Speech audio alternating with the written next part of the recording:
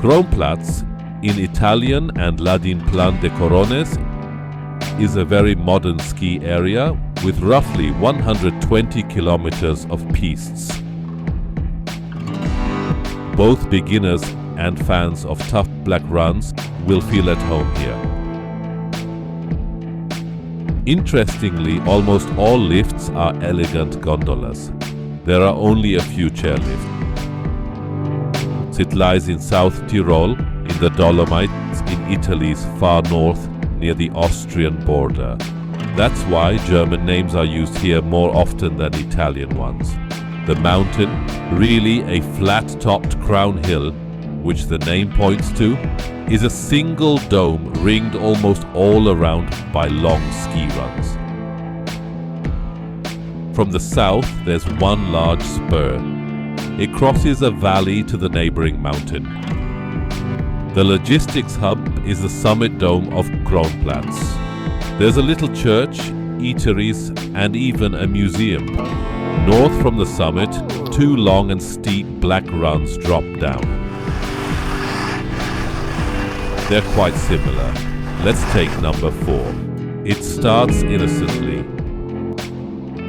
Up to the mid-station, it runs next to Red 2 and 3. Don't be fooled, it's one of the toughest here. It's over 5 kilometers long, with nearly 1,300 meters of vertical.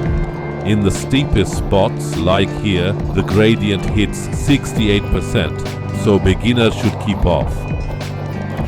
But if you ski well, this run and the parallel one by the twin gondola marked as 1 make for a proper, satisfying descent. Both runs end by the parking area near the town of Bruneck. 3 gondolas start uphill from here. 2 parallel ones take you back to the top of Kronplatz, and one serves only a short blue. Don't mix them up. Also to the north from the main summit run numbers 5, 17 and 16. This is the longest descent in the area. It begins on gentle blue number 5, then turns left onto blue 17 and later becomes a red. It's 7.5 kilometers long, with a bit over 1,300 meters of drop. Sounds very promising for a big descent.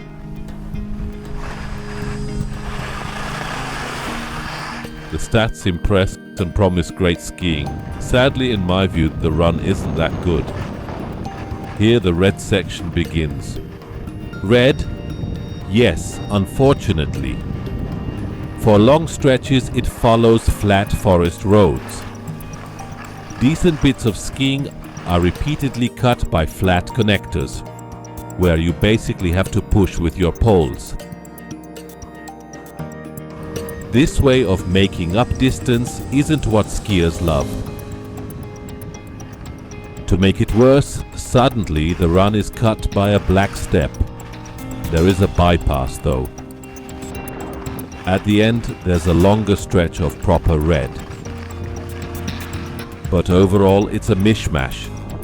Neither a flat blue nor a solid red. Generally not the most fun. Meanwhile, we've reached a very distant gondola station. Worth noting, you can only board here to go down. That's because across a small side valley, there's another station. This time a railway one. A shared platform links the gondola with the ski Pustertal Express, but more on that later. If we started the same way but didn't turn onto red 16 and kept going east on blue 19, we'd finish on an easy blue.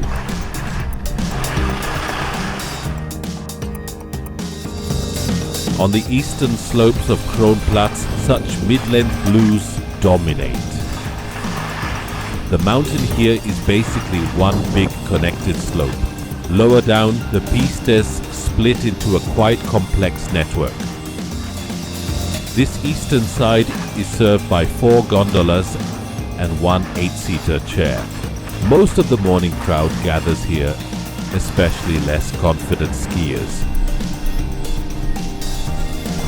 2 gondolas take us back up. In this variant you need a short ski and a change of lifts. We exit again at the same station. This time we'll go differently. We'll start on a blue again, of course. On this very wide slope, the division of pistes is mostly nominal, so let's say we begin on blue 6 and halfway down we slip onto red 21. This combo makes a solid descent, 4.5 kilometers with 1,100 meters of vertical. After a broad, easier upper part, we drop below the tree line and continue on 21 to 22. The red is even and very solid, but not overly difficult. Lower down near the valley, there are a few steeper steps, and in places the traverse across the slope makes it trickier. Still, apart from the blacks, this is where you can go the hardest.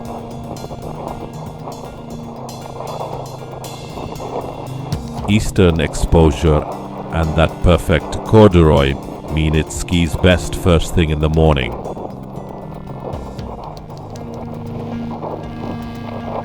Back up we go, of course, by gondola. This lift is very long and has a mid-station, but you don't need to get off. On the summit dome we head a little south. We'll take a blue now. There are several here. As before, the upper part is a very wide slope, keeping the lift line as our reference. Here, runs 6, 7, 8 and 9 are basically one huge, very wide piste. The only question is where exactly to drop all the way down to line up with the right continuation. We aim to the right, but not too far right, so that in the partly wooded section we hop onto blue 27. The whole descent is light, easy and pleasant. This area is a great pick for beginners and for families with kids who aren't yet strong skiers, or simply for the end of the day to unwind a bit. This lift station sits a little higher than the ones we visited before. We've got the eastern side of Kronplatz ticked off.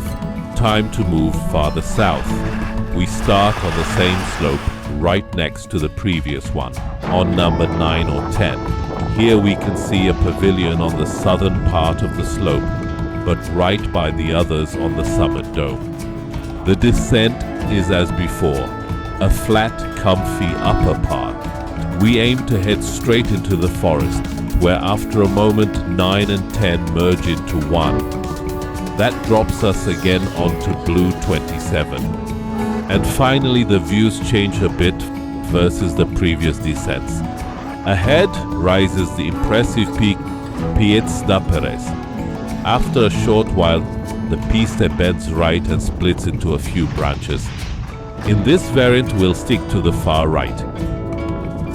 It's a gentle road-like traverse that lets you not only enjoy the scenery, but also drop by a hut off to the side. It's not only beautiful here, it's also a bit less crowded since most skiers turn left earlier. Either way, we link up with a red coming in from the other side and reach the lift station. We're on Furkel Pass. It's worth taking a look at the trail map from above, where 8 and 9 run almost side by side, just like in reality, and at the northern schematic, where 8 is marked on one side of the map and 9 all the way on the other. Now we'll ski red number 12 from the south of Kronplatz, leading from the same place to exactly the same place. The start, like on the eastern slopes, is almost completely flat. You can really pick up speed here. It seems there are a few fewer people, though I can't say if that's always the case. Here too, several parallel pistes run close together. Let's drift a bit left onto number 11. That way we'll make the descent a bit longer and a bit more varied. And we can also swing by another mountain hut. We don't go inside, just loop around it. A short connector brings us back to number 12. This section of the slope is definitely no longer flat. It's a solid red. Ahead of us, as on the previous run, you can see the very pretty Piz de Plaies. Down this fairly steep but very even pitch, we drop almost to the height of the pass. Only at the end do we turn left to traverse toward the lift station. Right here under the lift we merge with run 29, which we skied a moment ago. Either way, we're back on Furkel Pass. In this area there's a real maze of shorter runs. They cover every difficulty level, from blue through red to black.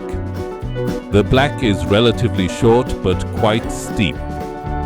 It doesn't start from the summit, but roughly halfway down the mountain on the opposite side of the pass. As I mentioned, the run is fairly short, with only about 250 meters of vertical.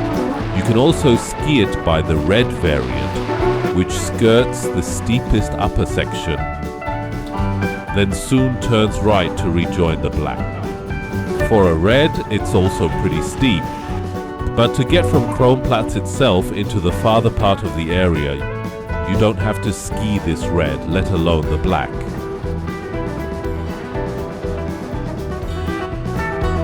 From Furkel Pass down to San Vigilio, we take a quite long link using runs 34 and 36, first a red and then a blue. From the lift we drop a bit and turn left, passing on the right the top station of the gondola used to return here. For a short while we traverse a rather narrow stretch, but soon the piste widens and in front of us the Dolomites open in a gorgeous panorama. Even though it's basically a connector, this section is very pretty. It has a fairly uniform character at a moderate red difficulty. With a small black bit you can detour around, make a short zigzag and switch onto the easier blue section. I say easier, but honestly it's downright boring. It's very, very flat. Still, what bores better skiers is just right for beginners, so there are lots of kids learning here. To go on from San Vigilio, we need, of course, another gondola. There's no ski run under this one. It simply floats over the town to connect two parts of the area. A small portion of the area lies in fact on the far side of a rather big valley. So we look down at the town through the gondola windows. On the other side, more gondolas take us up to a small pass on the slopes of Piz de Plaies. That name comes from Ladin, the local language used only in the Dolomites. From the pass, solid black runs drop on both sides. We'll go down the red and the lower part even turns blue. On the straight black in front, giant slalom races are held. But here we're showing the more recreational options. So at the junction we turn right. We glide a bit through a tunnel-like connector and pop out onto another slope. Up top it really is a red, but near the mid-station it turns into a fairly gentle blue, even though the map also draws a red here. And with that, we wrap up our tour of selected slopes in the area. Before we sum up though, a couple of other points. This resort is very attractive. It does have one drawback, though in a way it might be a plus. It sits somewhat in the shadow of other superb skiing, including the famous Sella Ronda, about half an hour's drive from here. Hard to say whether that encourages or discourages people to visit. Maybe some will spend a day here and the rest on the Sella Ronda.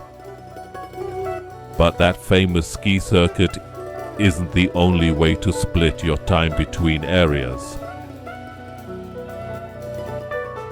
I mentioned the Pustertal Express. It runs along the Pustertal Valley, and its stations are arranged so you can step right onto the slopes at several resorts. For example, you can ride from here to the excellent Dreizinnen area. Tickets aren't free, and of course you also need a pass covering multiple resorts, in this case Dolomiti Superski. A few words on local people, culture and language. Even though we're in Italy, locals historically identify first and foremost as Tyroleans. The main language you'll hear is German. Ladin also existed here, though today few still use it. As for shops and restaurant menus, they're a kind of hybrid between Italian and German cuisine. Not sure whether they serve pizza with speck or maybe currywurst pizza. Jokes aside, there's also something here for other senses, namely two museums. The Mountain Photography Museum with a good restaurant, and one of Messner's museums. Opened in 2015, it presents exhibits on the history of alpinism and exploration of high mountains. To sum up, Kronplatz is a very good resort. What really stands out is the almost all gondola lift system and the handy railway connection. If you enjoyed this, give it a like or subscribe. Feel free to watch my other similar videos.